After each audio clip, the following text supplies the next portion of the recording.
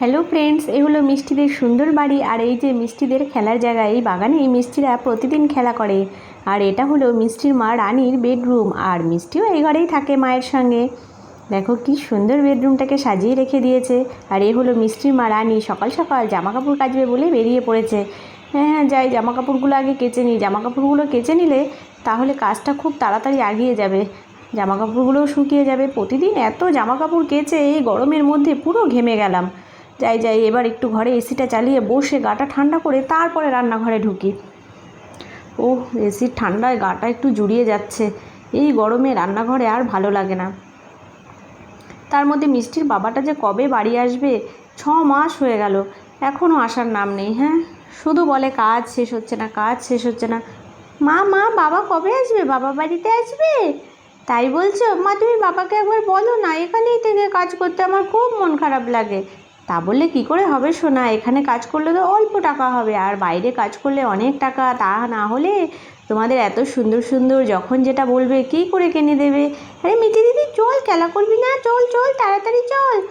না রে, আজকে আমি খেলা করবো না, আমার আজকে বাবার জন্য খুব মন খারাপ লাগছে রে, আমি আজকে খেলবো না।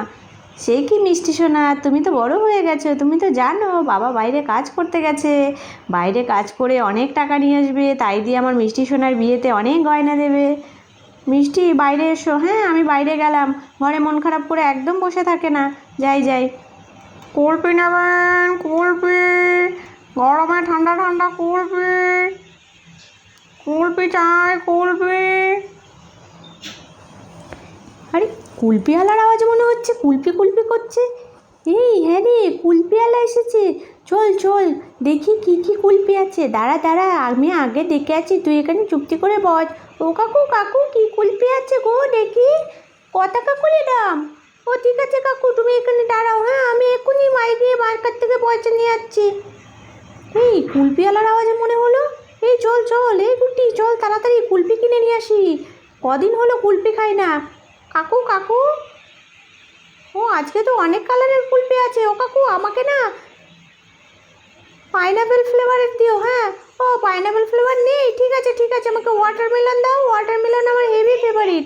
আরে গুড্ডি, কোথায় গেলি রে? কুলপি খাবি না? এই তো মা, আমি এক্ষুনি এসে গেছি। আরে মিষ্টি দিদি, তুই ওয়াটারমেলন নিয়ে নিলি?